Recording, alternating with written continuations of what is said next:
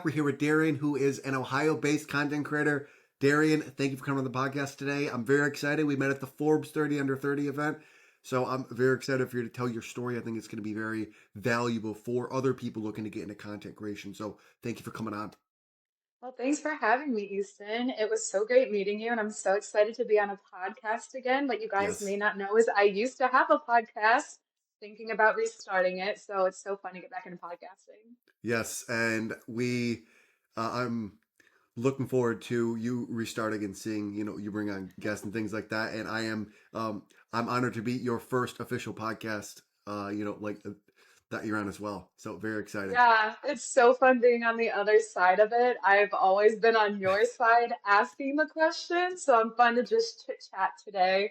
We can get to know each other more. Yes, absolutely. So we'll dive right into it. Um, you only have around 9,000 followers on your TikTok account. For people that think that you have to have hundreds or even millions of followers to start to see some success, can you kind of dive into how you started to get brand deals with only around 9,000 followers? Yeah, I actually started to get brand deals with only about 1,000 Wow. followers. So I have found a lot of success on my TikTok in the past 3 to 4 months. So I went from like 2,000 followers. It was really funny. My fiance was celebrating. He got me a cake to celebrate 3,000. And a month after hitting 3,000 followers, I hit about Wow. 8,500-ish followers. So it's been pretty crazy.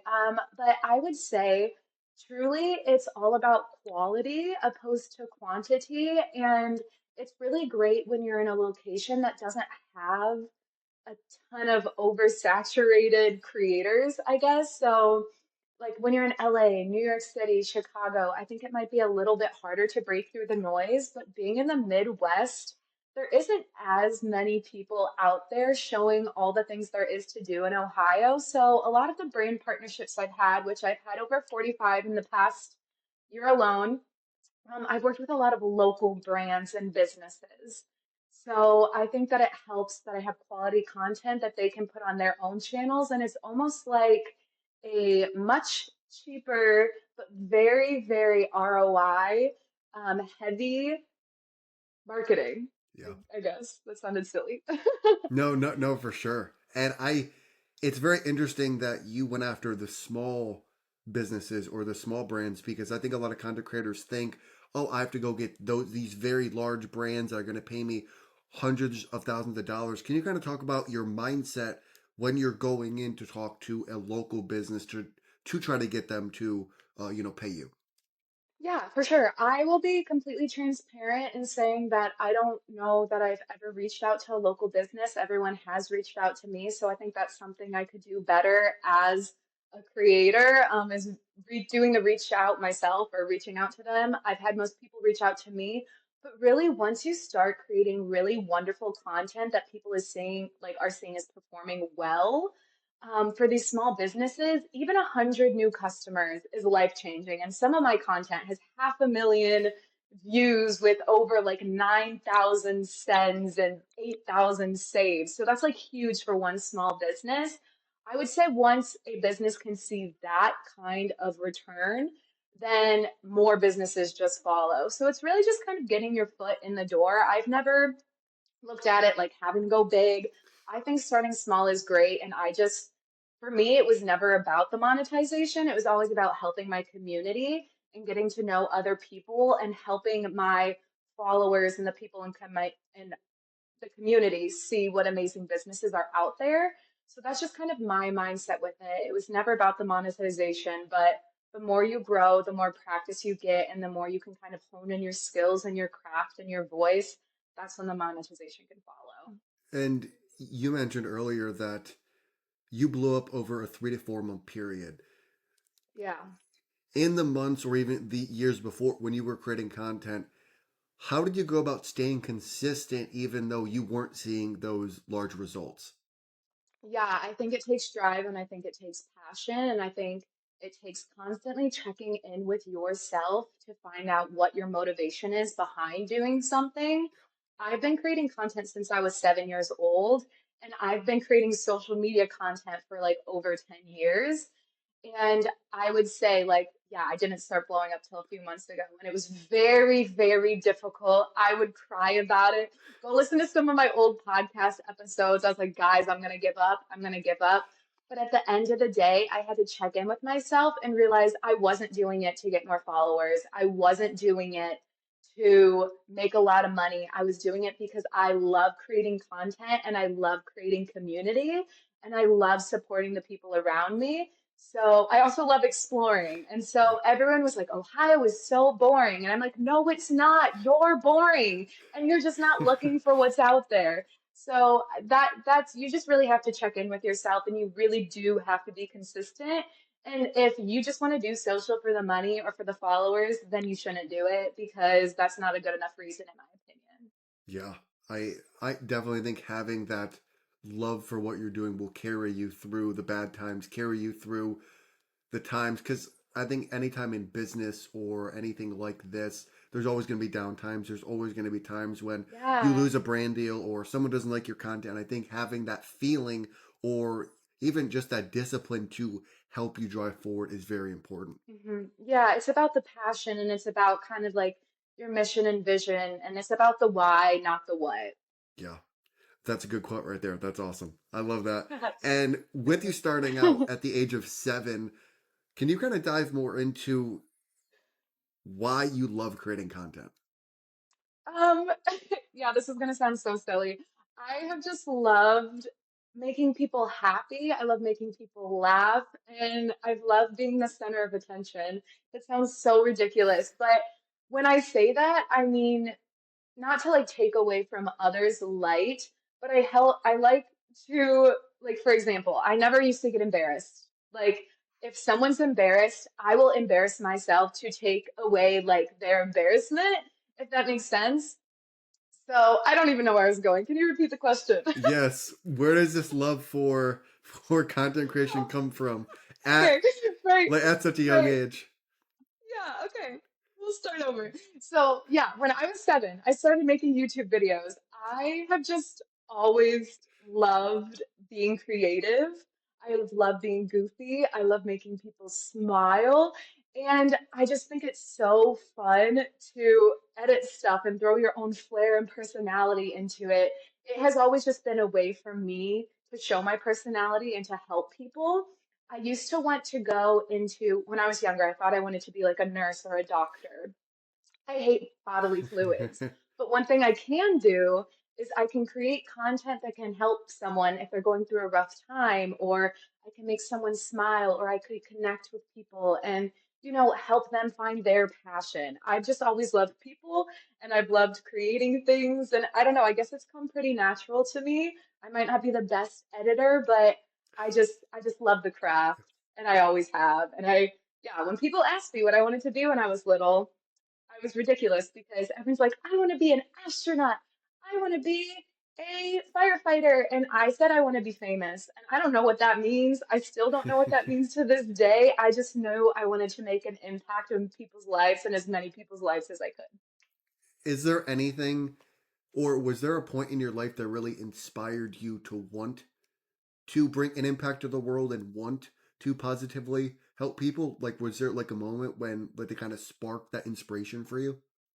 That's a really great question. I think it's just been in me my whole life. I was the middle child. Sometimes I felt forgotten, and I never wanted anyone else to feel forgotten.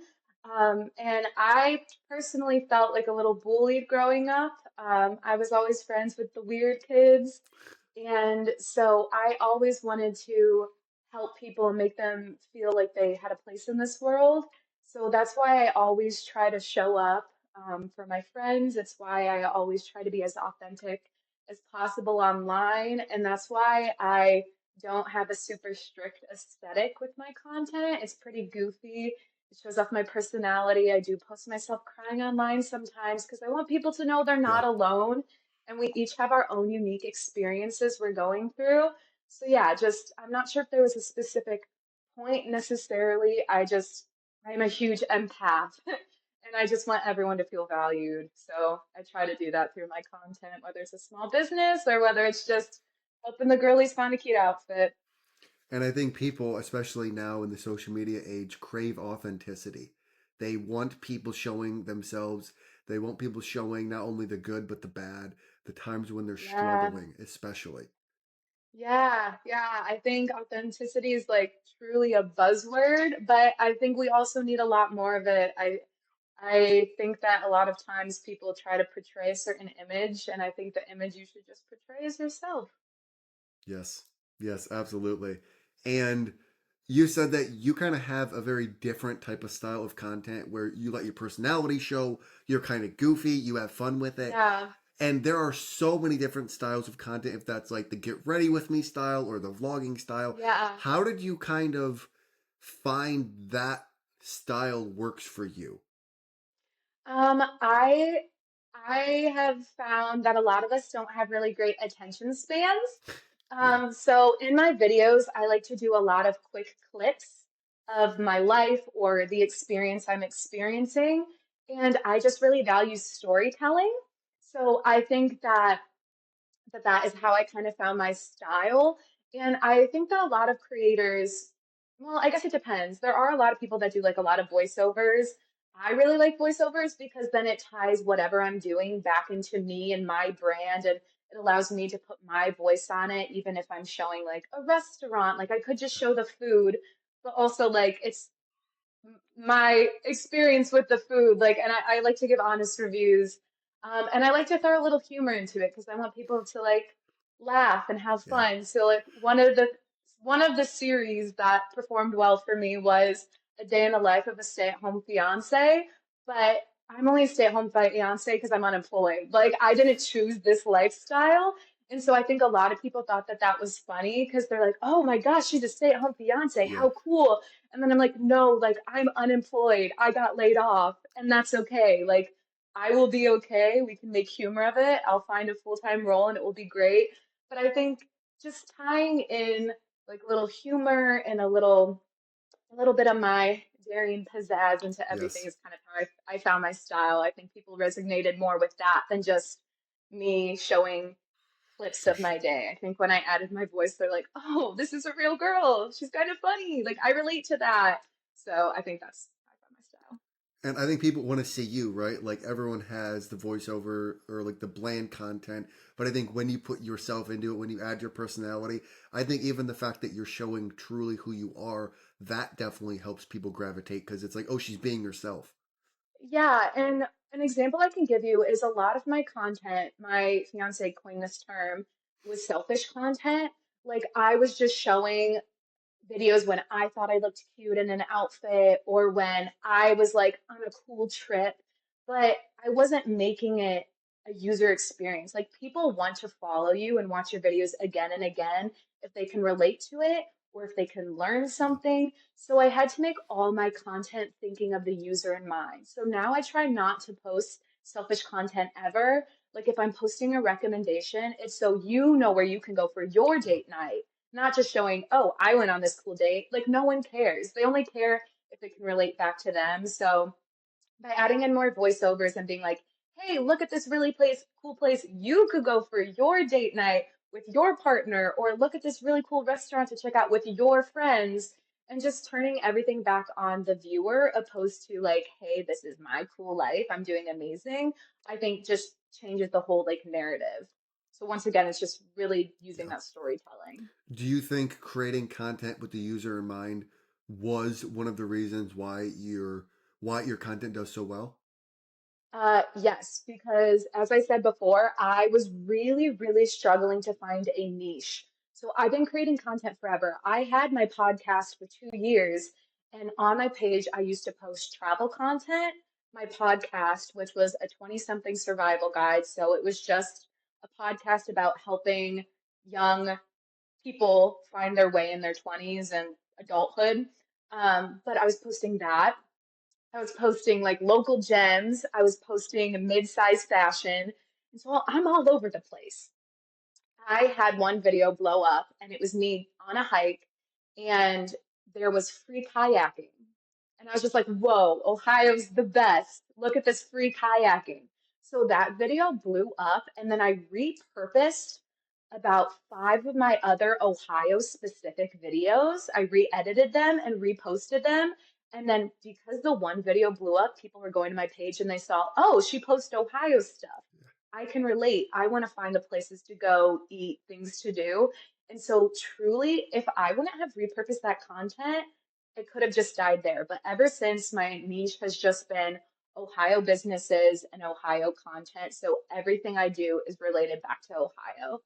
Like I'm planning a wedding right now, but I only post wedding related content if it's related to Ohio. Wow. So Very, very interesting. That is very yeah. interesting. Yeah, it kind of sucks that you need a niche these days because we're so like multi-passionate. But if you find a niche that can connect all the different areas of your life, and for me it's geography, then I can still be posting a ton of different things. Like, for example, I had a video that just performed really well promoting a local vintage store.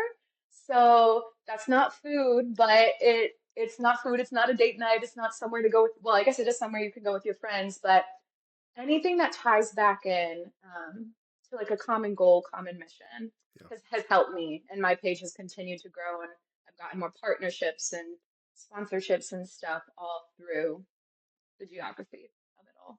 Yes. And what is it like growing up and being in a family full of entrepreneurs? I think my family deserves a reality TV show. Truly, truly. We are all very big personalities. We're all very similar in our mannerisms and our passions, but we're like so different. So, if you're listening, my brother has his own landscaping business. He was actually on the podcast Yes. before. Love that. My sister is a social worker and has her own business called Empowered Employees. My brother is Sourscapes. And then my other sister, she does not have a business, but she is doing the most. Like she's a cheer coach, she's a youth group leader, she's a teacher. Like she is booked and busy all the time. I think, I don't know, I think it allows for us to inspire one another. We've all taken extremely different avenues with it. But I think it's just, we have a big, loving family. And I don't know. I guess they've never like put me down for it. I guess like I've been in rooms where people are like, "Oh, you're trying to be an influencer. You're trying to create content. That's so stupid. That's so dumb." And my sisters might poke jokes at me sometimes, but hey, they seem pretty excited to be invited to Browns games and different restaurants now. Yeah. So who's laughing now? And I would have to imagine that having those type of people around you helped foster your success because as we all know, being around people that are driven, ambitious, achieving goals just pushes you even farther. Yes, 100%. I think surrounding yourself with people you want to be like and people that can support you is the most amazing and important thing. Because if it wasn't for like my friends, I rely on them a lot. Like I look at my friends like family. If it wasn't for them to say things like, Darian, keep posting the videos, they're great. Like this is your passion. Like you don't need to do it for the followers. You don't need to do it for the money. Just do it for you. If I didn't have people like that in my ear and in my corner, I would have given up. You really need to surround yourself with loving people, family, friends, and a supportive network, even if it's people or putting yourself in rooms like Forbes 30 Yeah. under 30. Wow, that was Yes. so inspiring. You just need to be around like-minded people and foster a really good network that can help you get to where you want to be. Absolutely. And how do you define success in your own life? That's a great question. I've had to rethink about this a lot lately, especially with getting laid off. I'm not gonna lie, it has been extremely, extremely difficult for me because I did define a lot of my success as a person wrapped up into my career. And I've kind of focused more of the energy on now, like finding a job and just really rethinking that purpose. Success for me is helping the people around me shine. So whether it's working with a brand and seeing them get more customers in their door, whether it's talking with my best friends and maybe one of my best friends is pregnant and they're growing their family and that's their goal. I think I just find success in supporting the people around me. to be honest. I think that the thing I value most in life is my relationships and my friends and just showing up for them. So I've tried to take success so much off like the career and the analytics Yeah. and really just focus it more on the lives I'm changing, the people I'm helping smile, and just the relationships I'm cultivating. Well, you can tell in every aspect of your life, and you've hit on this multiple times, it's all about impact, right? It's all about what can I Yeah, do to positively impact the people around me? yeah. What would you say is the answer for you for that question? What defines success? Yeah, like what defines success in your world? I would probably say the same thing.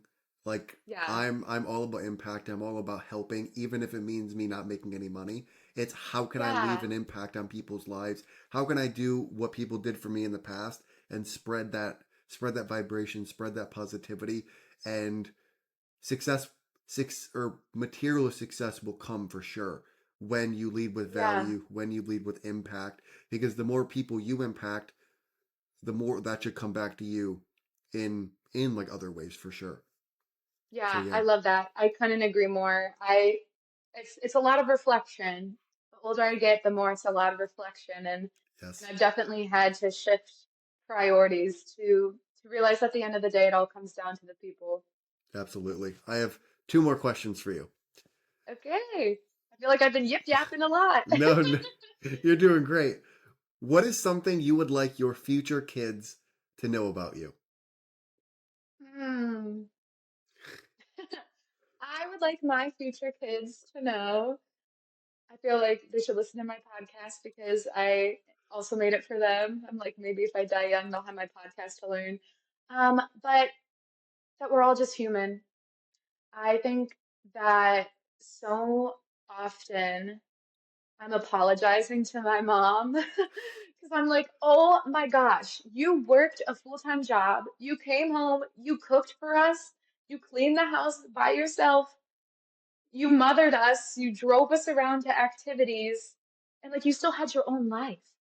Like as an adult now, having to do all that stuff for myself, it's Yeah, exhausting. Do you know how often I'm just like, I'm eating sleep for dinner because I can't even be bothered with cooking right now? So I think just, I hope my kids can show me grace and just remember that we're all human and this is our first time experiencing life and we're all just figuring it out every day. So that's what I'd want my kids to know. yeah. To give you some, when you get upset, it's not at them. It's more at life's getting a little difficult. Yeah, yeah, for sure.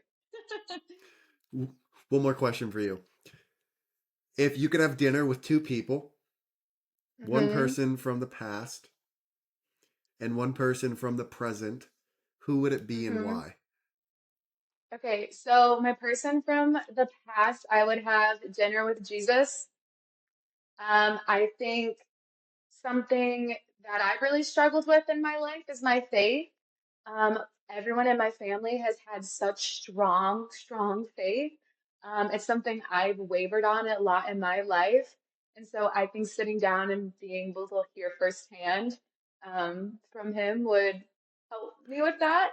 As well as I don't know, I am a religious person, so I just think that that would be like a life-changing experience that I could have alive instead of just in the afterlife. And alive. Oh my gosh. Oh, that's such a hard question. Okay, I'm gonna go with Sabrina Carpenter. Okay. If you know me, you know I love Sabrina Carpenter. I just think that we would be really good friends. I think she is an amazing singer, performer, marketer. So yeah, she's my favorite performer. I love a girly pop, so I'd love let's get some dinner, Sabrina. I love it. If you could ask Jesus one question, what would it be? What's the purpose of life? I think that's a question I ask myself all the time. Like, why? Like, why are we here? Why? Like, what are the odds I would meet you? Like, are we all here for the same reason? Are we all here for different purposes? I think that would be something I'd be really intrigued to know. I love it. Well, Darian, those are the questions I have for you. How can people find you, and what is one thing you want to leave people with? Okay, people can find me on TikTok and Instagram at Darian Diaries.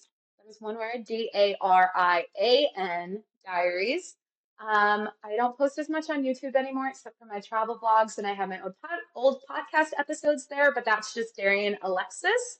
And then I just want everyone to be kind.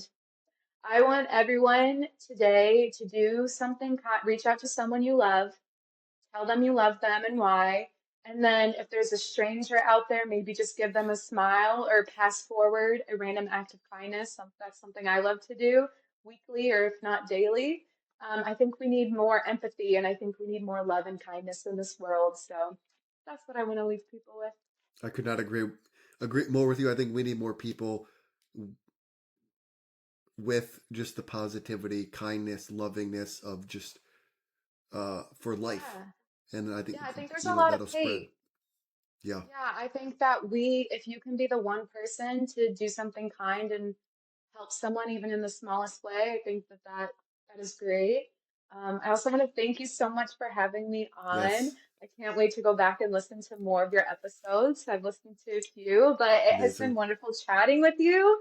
I just feel grateful to be here, and I think your business is so cool, so I can't Thank wait to you. see what comes of Digi Discounts. Yes, thank you as well. I appreciate it. If you want to stay in the room after and we can chat for like 2 to 3 minutes after, thank you for coming on. Sure. I think the content creators are going to get a lot of value out of this. So thank you for sharing all your knowledge and coming on the podcast.